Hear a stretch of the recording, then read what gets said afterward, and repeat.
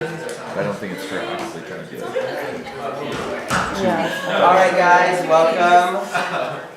Welcome to PSU's first event on the American Hookup Culture. I'm so excited that people showed up today for our speaker, Lisa Wade. She is a sociology professor at Occidental.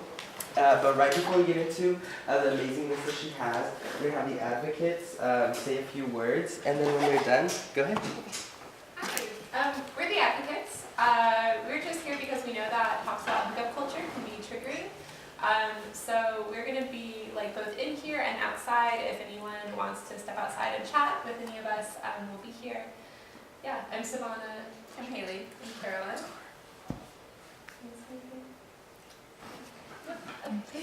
Thank you. Thanks, guys. Yeah, of course. All right. Hi, everybody. Thanks so much for being here. My name is Lisa Wade. I'm a professor over there at Occidental College, not too far away. Let's go ahead. So I start the book with the experiences of a student that I named Owen. He was a nice-looking guy. He said he was shy and nerdy, but that he cleaned up pretty well. He'd gone to a very small high school of about 60 people total. So there was very little sexual experimentation because it was just too fishbowl-y. Everybody knew each other a little bit too well.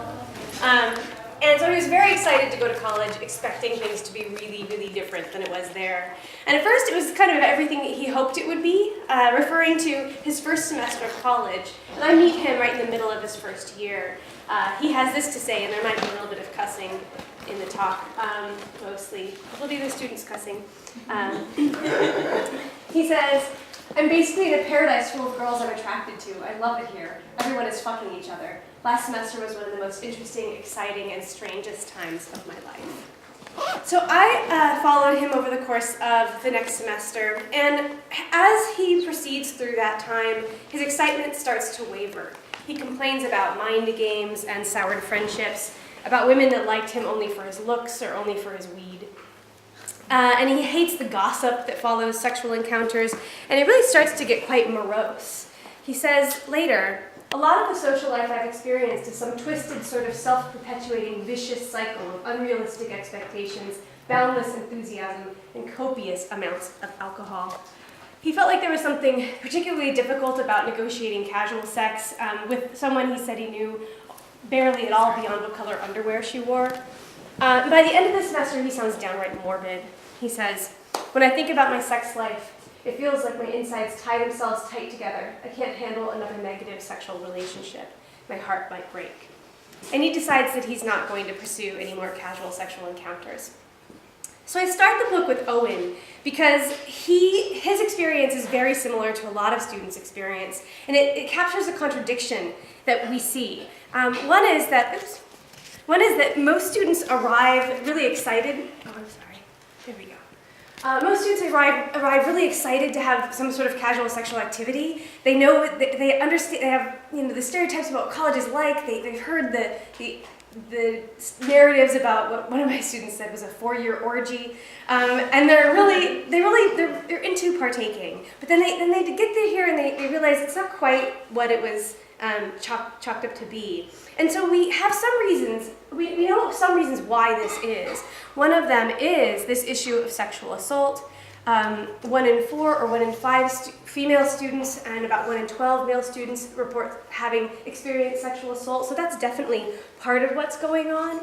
We also know that there is a problem with unequal pleasures. Women report 1 orgasm for every 3 that men are having. These are women who are sleeping with men who are sleeping with women. And so a lot of times women end up disappointed, frustrated, confused about why this might be. We also see that there's bias and exclusion. So there's an erotic hierarchy that privileges certain kinds of students and not others. So we see in that erotic hierarchy racism and ableism and classism and prejudice against people who defy gender expectations and so on. Also an exclusion of sexual minorities and any sort of exploration of same-sex desire. So students aren't stupid and they're paying attention and they know who's valued in hookup culture and who's not, and that tends to influence their experiences. And we also just generally see emotional distress. So 1 in 3 students say that their sexual experiences have been traumatic or very difficult to handle.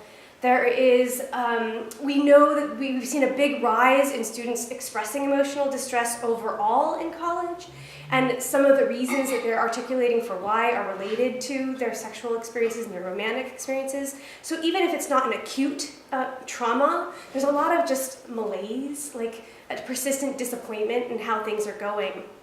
And so in the end, what we find is that only about 25% of students, and maybe less, really like hookup culture. And to be fair, those students really like hookup culture. The more they hook up, the happier they are, the higher their scores on well-being. They are really thrilled and would not want to have it anyway. I had a student who talked about how he would hook up with anything that moved. He was bisexual, and his ego is hugely inflated. He said so himself. He said my ego is hugely inflated by all this sexual attention. So some people really do like it, right? But most students don't like it. Most are at best ambivalent about it, with mixed feelings and mixed experiences. And a third of students will never hook up a single time in all of their college career. And so one of the things that's really interesting here is that what a sexual culture that a minority of students like has come to dominate almost every residential college campus that we've studied in America. How is something that so few people really love come to be the dominant culture? And it's not even simply students that maybe are on the losing end of these measures that don't like it. Owen, for example. Owen was a heterosexual white guy from a middle-class background. He could have thrived somehow in this culture, and yet somehow he didn't. So I was interested in trying to figure out what was going on. What I did is, the heart of the book, the part that makes the book sing, is qualitative data from 101 student journals. They were all first-year students, and they submitted a diary entry to me once a week for a single semester. So those diary entries added up to over 1 million words of stories and rants and victorious cheers and stream of consciousness and analysis and everything you can imagine. And so these 101 students are really kind of what makes the book feel real. They were a diverse group. 25 were from working class or poor backgrounds. 45 students were students of color. 19 were identified as a sexual minority or were questioning their sexual orientation. So they are sort of the heart of the book. But there's lots of other data in here too.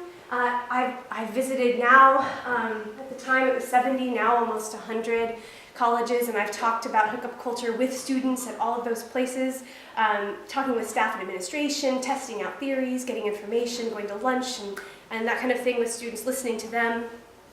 I read over 300 accounts of hookup culture in college newspapers, so I tried to collect experiences and voices from colleges all over America so that they could be present in the book as well.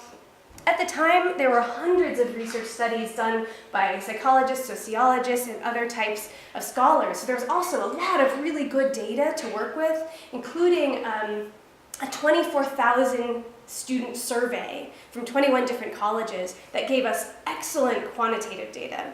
So with all of this stuff, I was able to really build a clear picture of what was going on with hookup culture, with the quantitative data and the data from all the other schools as a kind of scaffolding for the book, and then my own student stories hung on that scaffold to illustrate the points that came out of this research. So, what I discovered was that it wasn't the hookup per se that was causing students' problem on college campuses. It was really this culture of hooking up. It was the culture of hooking up. And not just any culture, but the particular kind of culture that I was seeing. I'll speak about that a little bit more in a second. But so what is a hookup and what is a hookup culture? So a hookup, if you ask students to define it, they have a really hard time. But it is some sort of sexual encounter it could be just kissing on a dance floor all the way up to much more advanced sexual activities. People debate a little bit about where exactly it begins, but somewhere in there, ambiguous content, but a clear idea that what we are doing right now doesn't necessarily mean we have any interest in each other beyond this moment. So there's no guarantee of any future sexual encounter, there's certainly no guarantee of any future romantic encounter, no expectation that you quite like one another in a kind of feelings way, only that you are attracted to one another in a sexual way. So that's the hookup. There have always been hookups on college campuses, always. There have always been hookups in human cultures. It's just like a thing people do. I'm sure we were hooking up before whatever it was before us evolved into being human beings. Like, there's always been hooking up. That's not really a thing. So we don't have to freak out about that. But the hookup culture is different. The hookup culture is this idea that in this space, if you're in this space, in this place, being part of this community, then you are expected to hook up. So when hooking up goes from being an option for people to being sort of expected, maybe even feeling like it's an obligation, that if you want to fit in, you need to be participating with this. When the idea is that you're supposed to be hooking up, not that you can, but that you should, that is when it shifts over to being a hookup culture. So one of my students, for example, after declining a hookup with a friend, she said, I know that I should want to hook up, have sex all the time, and should take advantage of it when I get the chance. When I didn't, I felt like a loser or uncool. You're at college and you're not having sex. What's wrong with you? So here you see this notion that there's a right way to do college, and that involves having sexual activity with people when you get the opportunity. So it's this idea, plus a set of practices that sort of facilitate hooking up. So like you know where to go and when to go to find hooking up, a script for hooking up, a way to do that, and then also an institutional structure that allows for that. So where you have, in a lot of, I know not this campus, but a lot of campuses have a set of fraternity houses that routinely have parties where you see hooking up, and so that becomes part of the actual institution, right? They're part of how you organize college life. In Santa Barbara, there's Del Playa, that street DP, where everybody goes to party and hook up on the weekends. So it depends, it varies where it is, but there's usually a kind of institutionalized place and time where hooking up happens. So that's the hookup culture. It's this idea that everybody should be doing it, a script for how to do it, and an organizational place for where you go to do it. Now, this idea that sex without any kind of emotional connection is ideal, is the best way to be sexual in college, maybe sounds like a stereotypically masculine approach to sex, and it might not be that surprising to us given that stereotype that men would be interested in that. But most women, too, tend to believe upon arriving at college campuses that that's a good thing, to feel comfortable having sexual contact with no emotional connection. And there's a reason why that is. If you go back to the women's movement, sexual liberation, the feminists at that time, 1970s, wanted two things for women. They wanted women to have access to male spheres and be able to mix in masculine characteristics into their personality, because those were the valued things. And it wasn't fair that women were kept out of those things. But they also wanted everyone to notice that the feminine ways of being and the feminized spaces were also valuable. And that we should recognize those as also good and worthy.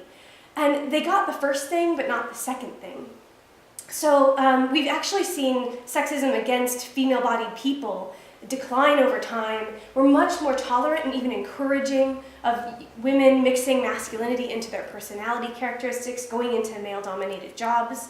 But we've actually become more sexist against people that perform femininity, and we devalue feminine spaces even more than we did back then. So we have had this social shift where everyone is encouraged to be more masculine, although women definitely have to balance that with plenty of femininity. And anyone who does too much femininity, or in some cases any femininity at all, are seen as somehow less than. So if you're an American girl growing up since the 1970s, and you're outside of some of the little subcultural pockets that still really teach girls to stay in a narrow box, then your parents think it's cute if you play with Barbies, but they think it's even cuter if you play with trucks, right? And it's okay, they'll support you if you want to be a cheerleader, but they are proud of you when you want to play soccer. And it's okay if you want to major in education and be a teacher. That's really, something we can admire for a girl. But we're really bragging about you at work when you decide to major in chemistry or physics, right? So women get this message their whole lives these days.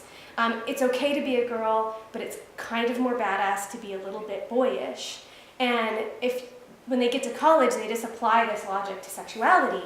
And so what you have then on college campuses, starting in the mid-1990s, about when the daughters of the 1970s start to get to college, is a whole bunch of people all believing that the way to be cool, the way to be impressive, the way to be even liberated is to have sex the way we think a stereotypical man does.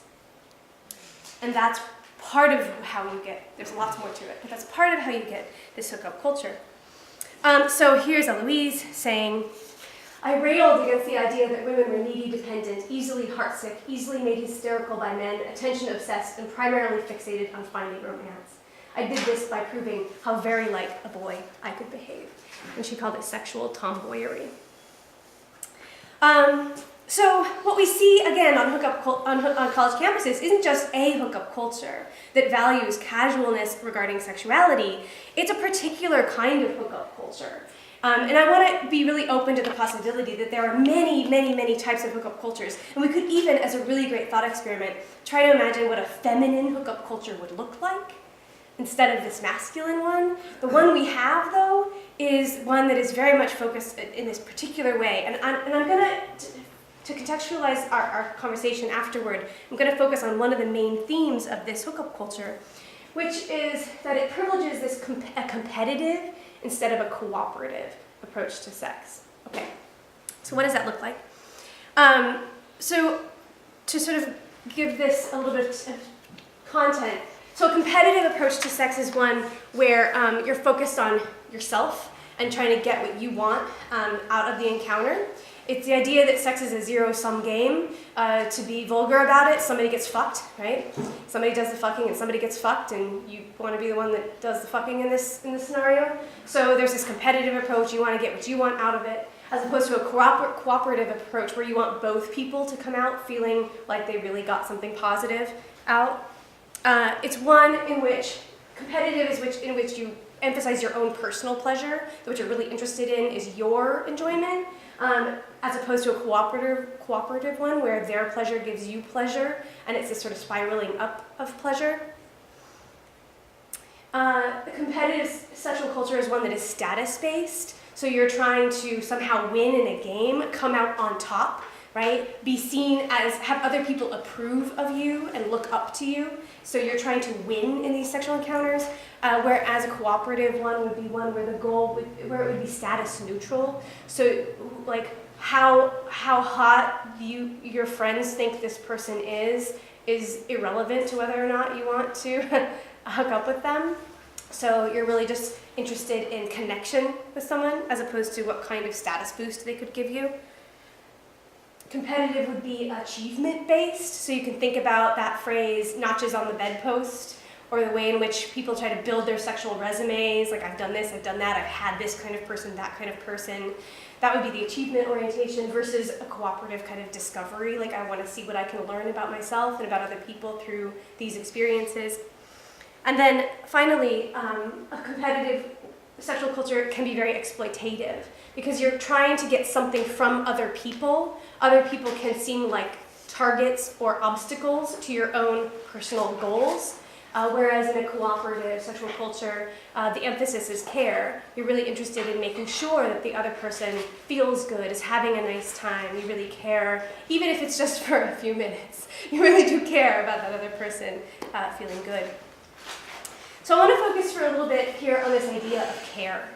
What does it mean to have a sexual culture in which caring is off script? Caring about the other person is even embarrassing. Students call it meaningless or emotionless sex sometimes. Students talk about the danger of catching feelings because the worst thing that can happen to you in hookup culture is that you actually fall for the person, start to care about the person that you're hooking up with. So I think that in hookup culture, one of the worst things you can get called, it isn't slut like it used to be so much. It isn't even the more hookup culture consistent prude. It's actually desperate. Nobody wants to seem like they care too much about someone. or they need anything or want anything they can't have.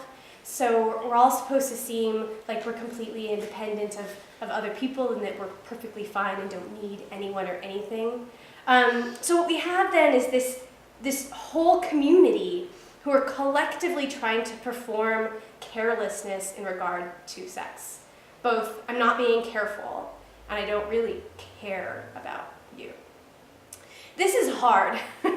This is tricky, doing sex without care. It's a challenging interpersonal task because, first of all, students are having all kinds of feelings.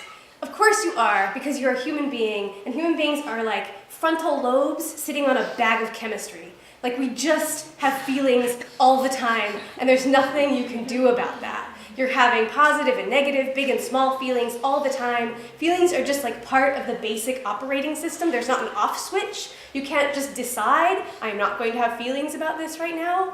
I mean, we sometimes wish we could, right? But that's just not how we work. So one, this idea that we're all having careless sex conflicts with reality, and we all have to confront that in ourselves, right? That's one thing. Another is that sex is often, for many students even, ideally a very emotional, caring experience. And most students hope that someday they will have really, really intensely emotional sexual experiences. And so when sex is so often supposed to be like that, how do you know that any given one sexual encounter wasn't that? How do you differentiate? What do you do to make sure that you're communicating? Okay, often sex is emotional, but this time it wasn't. What do you have to do? And then three, just logistically, like when two students hook up together, they have to pick one person. Out of all the people in the room, they pick that one person, and that one person picks them back. So that's a threat to the idea that this is an insignificant choice, right? You could pick somebody else. Why did you pick that person? Maybe it's because you liked them. How do you make sure you don't let that sound like the rationale you used? So this is tricky, and so then hookup culture gives you tools with which to do this, and this is what they look like. So strategies for doing casual and casual sex. One is hook up with people you know you don't like to begin with. This was one of the strategies of some of the more hardcore people in hookup culture, which is like you don't want to catch feelings and you kind of like that person, so better to hook up with this person you quite know you don't like. Then you'll be pretty safe and you won't catch feelings over there. And because it was often status-based, it often didn't really matter whether you liked them. If they were hot enough, then that was the criteria you used. So one of my students said about this, you only pursue the people you know mean nothing to you, and you never stick around long enough to let them. So she's talking about the strategy of hooking up with people that she doesn't like. A second strategy was to cap the number of hookups you had with the same person, lest it start to feel like a habit and you start to get, feel like you're connected to them or a little addicted to them. So one of my students, he said, we've only hooked up once, so it automatically is not a big deal. So try to keep people at arm's length. Students had different tolerances for how many times they thought was safe. For him, it was definitely one. For others, it was 2 or 3. A third strategy is to be drunk when you hook up. So I got clued into this strategy when I overheard students talking about sober sex and how they would do it in these hushed tones, like they were talking about something precious, like the sky had opened up and the sun had come down, sober sex. Yeah, and it was clear that for them, sober sex was very, very different than drunk sex. Sober sex meant that two students were like choosing each other deliberately and with full consciousness, that they wanted to be fully present when they were being sexual together. Sober sex was something that you did with someone when you really wanted to explore them and get to know them. So sober sex was something that people that were exploring a relationship did. Whereas drunk sex was the opposite of that. Drunk sex was something people did that meant nothing, right? And so it was interesting. So sober and drunk sex were on this binary, and they were symbolically very, very opposite of one another. So one of my students said, if you are sober, it means you both are particularly attracted to each other, and it's not really a one-time thing. When drunk, you can kind of just do it because it's fun and then be able to laugh about it and have it not be awkward or mean anything. So sober sex was very threatening to the hookup culture narrative. And so if it was supposed to be a hookup, then being, or at least seeming to be a little bit drunk, was part of the rules. And then a fourth way to establish meaninglessness was to make sure that the sex was hot but not warm. So the expectation was that you would have, like the hope was you would have good sex, right, hot sex, but any sign of tenderness threatened to make it seem like you actually liked the person. And so tenderness was supposed to be avoided. So no holding hands, no gentle kisses, no eye contact or cuddling or caressing, that kind of thing. One of my students talking about hand holding, she said, that little touching definitely signifies something a little more than just fucking. So hand holding seeming much more significant than sex. There was a New York Times article where a couple of men said that they felt like hand holding was much more intimate than a hand job. So this is really interesting, like if sex is meaningless, right? If we've decided that sex is meaningless, then everything else just by definition has more significance, carries more meaning. One of my students said, she said, having sex can be considered less intimate than a forehead kiss. She was talking about a girlfriend of hers who hooked up with a guy and he kissed her on the forehead, and she came back and she's like, what did it mean, right? It wasn't the sex that was meaningful, but like, why did he kiss me on the forehead? What's going on? And so that forehead kiss having all of this significance, right? And here Dominic saying, like, I'm not trying to be friendly, right? I'm not gonna hug you. I just want to hook up with you, and I don't want this to get confusing, like we're not really friends. So tenderness, keeping tenderness out of the picture was a way to preserve the idea that what we were doing is just sex. And then finally, there's this rule that students act less friendly after a hookup than before. Be aloof afterward. Give the relationship, if it was a friendship or an acquaintanceship or whatever, just a little bit of a demotion after as a kind of reset, so that everybody understands that what we did didn't change anything. It didn't bring us closer together. So there's this sense of aloofness afterward. One of my students about this said, being mean is the best way to handle it after a hookup. So I want to point out that these rules of hookup culture, of how to do casualness, how to preserve this notion that everything that we're doing is meaningless, students don't always follow these rules. They break these rules all the time. And in fact, one of the main way that students get into actual romantic relationships is exactly by breaking these rules, right? They show a little bit of tenderness. They see what happens. They hook up too many times, and suddenly it's 5 or 6. Now, okay, what are we doing, right? So one of the main ways that students get into relationships is by breaking these rules. But I think students do understand that when they do these things, they are somehow deviating from the script. And this is true of all cultures. Cultures are things that exist outside of our heads, but sort of collectively in all of our heads at the same time. And we know what they are, but we're not cultural dupes, right? We're smart enough to be critical or thoughtful or even quite disagree with what the cultural rules are. So for example, it's culturally correct to go to college, get a good job, get married, buy a house, and then have kids.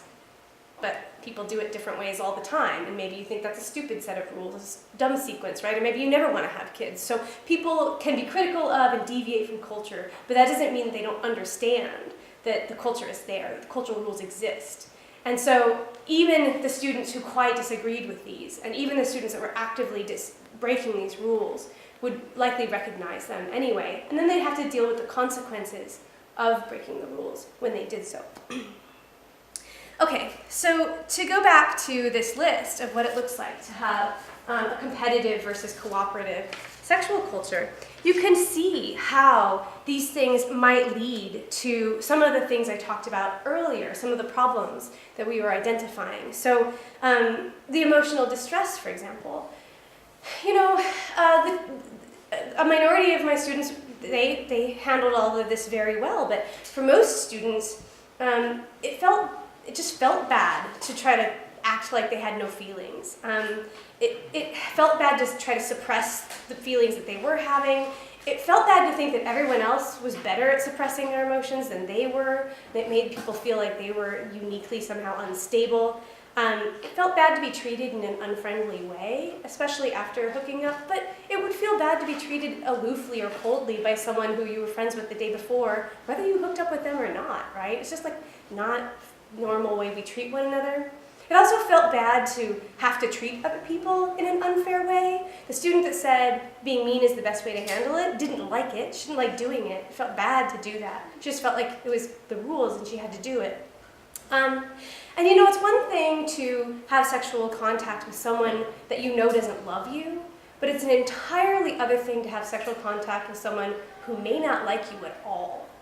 And a lot of students said it was hard to tell the difference. It was just hard to know whether or not they were with someone who felt benevolently toward them at any given moment. And then functionally it was a downward spiral, because if the point is not caring is really about caring a little bit less than the other person. To be desperate, you have to care less than the other person. So everyone would sort of kind of back away and care less, no, I care less, no, I care less, no, I care less. And then it would just be this downward spiral of aloofness. So then you can also imagine how this might translate into high rates of sexual assault on a college campus, right? If people are actively not caring about one another, then how are you supposed to care about whether or not someone's sexually consenting? If you're supposed to be in it for yourself and you're not really interested in the other person at all, then clearly this can create a context in which sexual assault might happen more often. In fact, caring about someone's consent in some ways was so off script because it involved caring that some students felt like if a person was very diligent in making sure that the other person was consenting, then that felt like that person was trying to build an actual romantic relationship with you. Because that was the only context in which it made sense in hookup culture to care about another person. So my student Gabby said, for example, from the stories I've heard, the only guys that don't pressure girls are the ones that actually might care about her.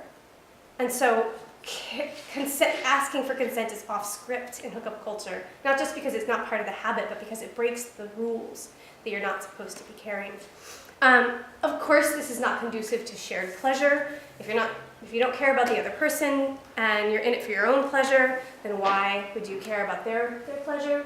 The guy kind of expects to get off, Celeste says, while the girl doesn't expect anything out of a hookup culture. She got used to just feeling like she was dismissed. At one point she said she felt like a masturbation toy. And if we have the situation where students are trying to extract status from one another by hooking up with people that their friends will approve of, because the goal, right, is to hook up with someone that your friends will be impressed by and not grossed out by. Then you have people saying stuff like this. In our room, sex is a commodity, which, like gold, increases a man's social status, especially if he scores more pounds, and especially blonde girl. And this was shared too by another student who said, the whole point of hookups is to get some and then be able to point the person out to your friends and be like, yeah, that guy, that's right. The hot one over there, I got that.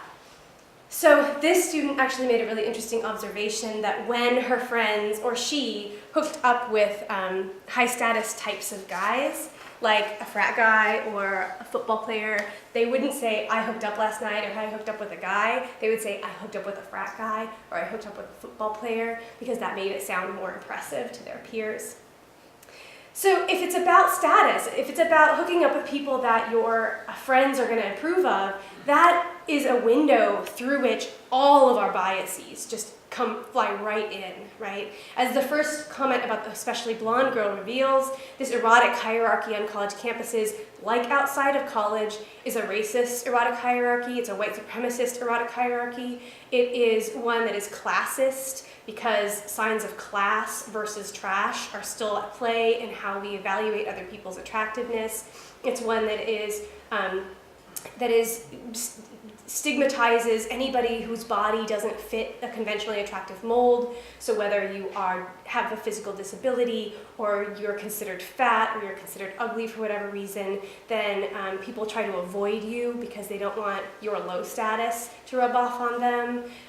All of these things start to swim into hookup culture, such that because it's about status and not about connection, it's okay to judge other people based on these unfair things.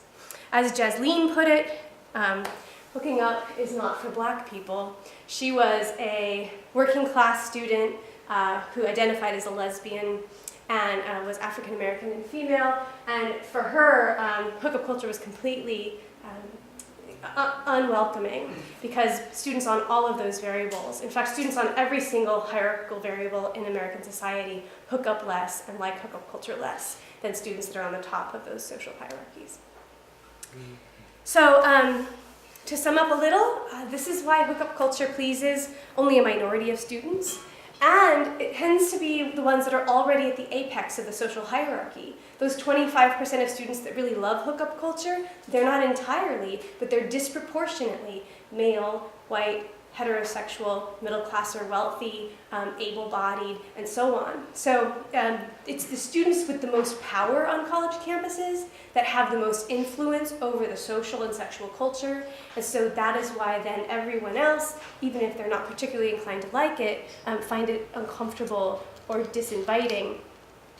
It's also why so many students will show up enthusiastic and then discover that they don't really like the game. The game is not being played on an even playing field, and so it becomes uncomfortable and unhappy. So if we're going to see a healthier sexual culture or a greater diversity of sexual cultures on college campuses, we need to stop only targeting those symptoms of the problem and start thinking about how do we get cultural change? How do we change the sexual culture here and elsewhere to make it better for everybody? That's it.